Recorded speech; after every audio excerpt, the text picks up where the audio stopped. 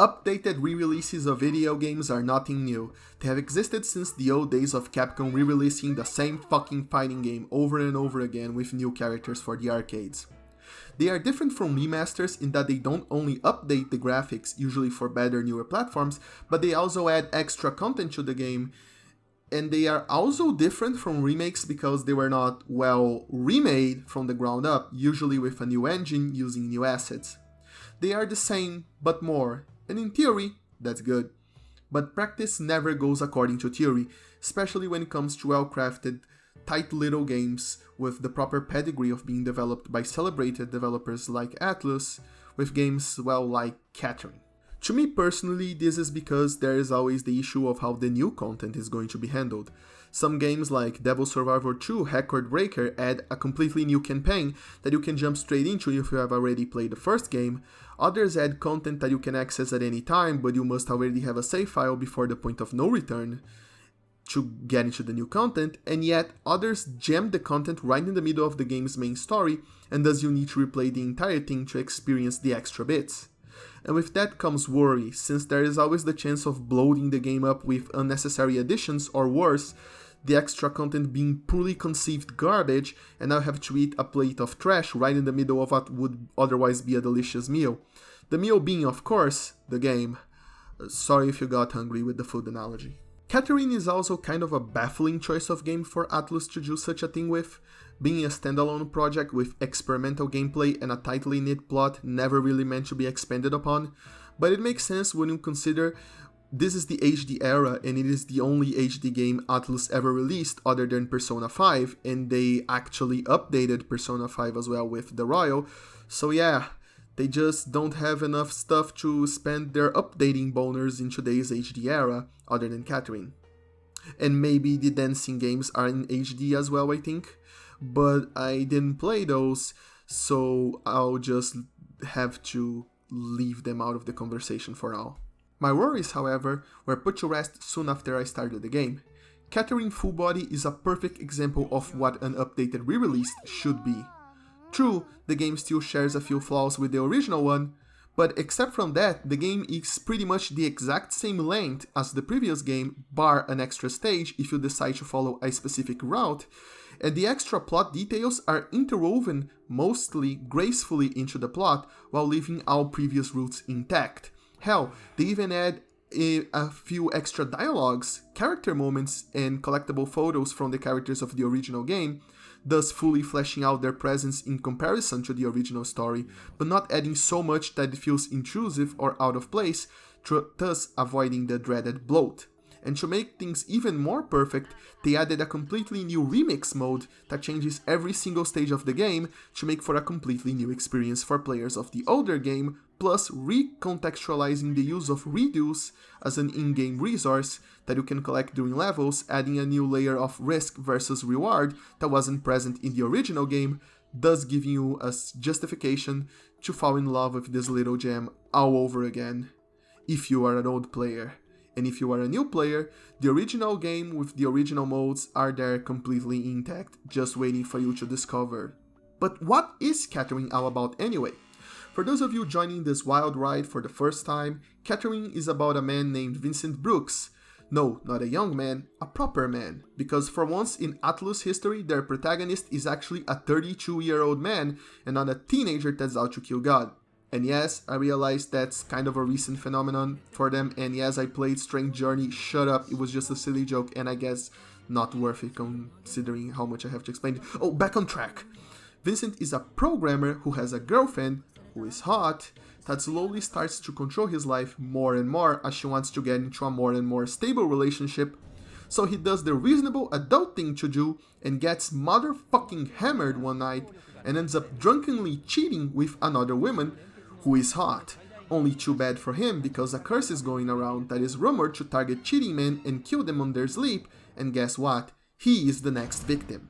The curse manifests itself as nightmares of giant towers of blocks that Vincent must climb as they slowly fall into an endless abyss, with the end of each night being punctuated by a boss battle against a monster that represents Vincent's fears about his future.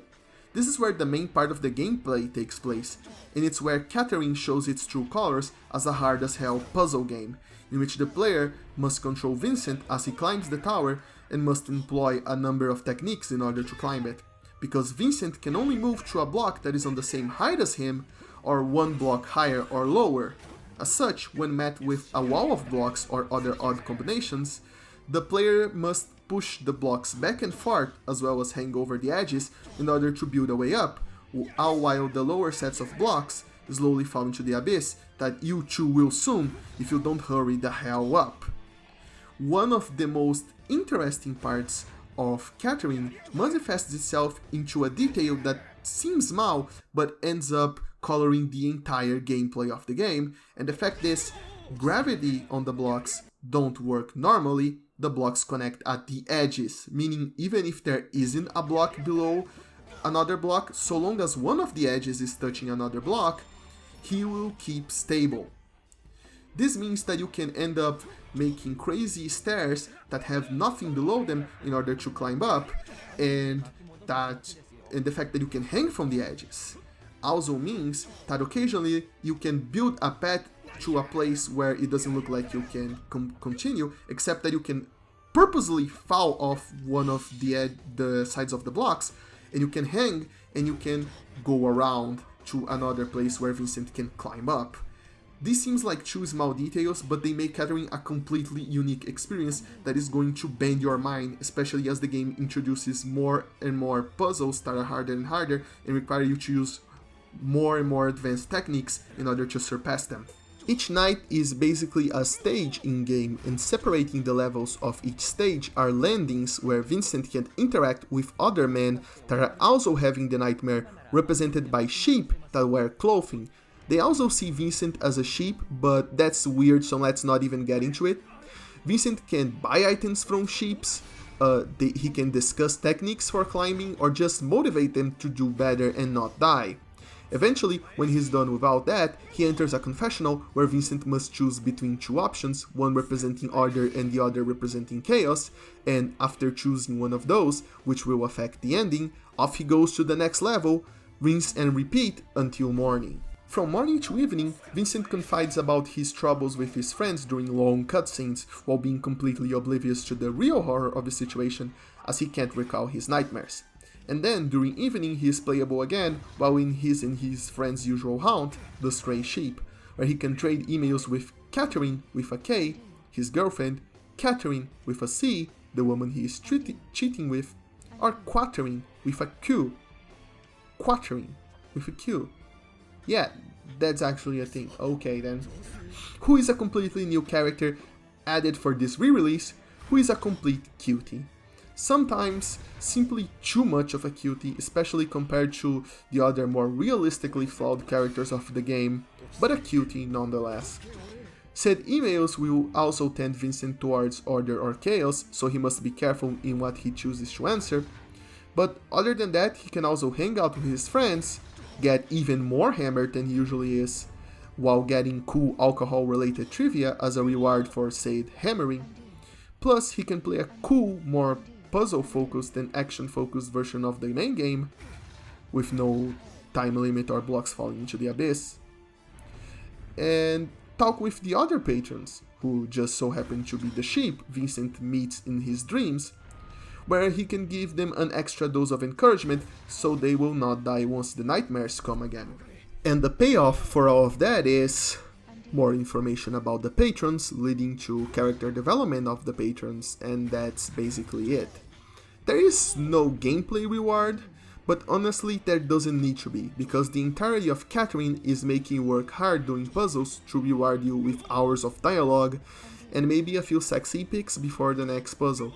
And it works, because the puzzles are satisfying to solve by themselves, and the characters are tragically troubled but sympathetic enough for you to want it out to work out in the end, while you follow their story. It's a plot-heavy, puzzle-heavy, sexy-heavy, cool-heavy game.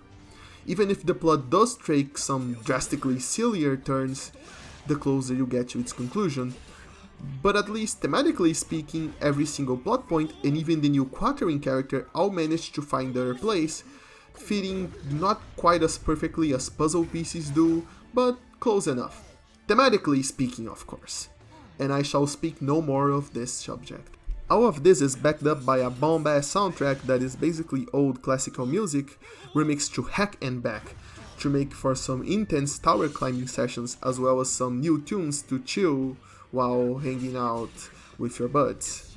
And if that isn't enough, you can take a stroll with the extra modes that include 4 extra towers that are dynamically generated and hard as hell, so good luck climbing those, plus a mode where you can climb those in co-op as if normal mode wasn't hard enough. And plus all of that, there is also a competitive mode, which was also included in the previous Catherine game and was such a surprise hit, they actually had tournaments of it.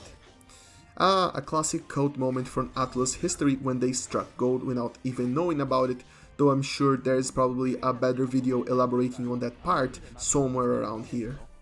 Oh well, it looks like our time is coming to an end as I run out of subjects to talk about, particularly related to this game.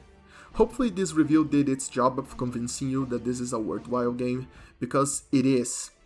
If you're here for the gameplay, then the climbing is incredibly fun, tough but rewarding, and you will surprise yourself with just how brilliant many maneuvers you can pull when you really try.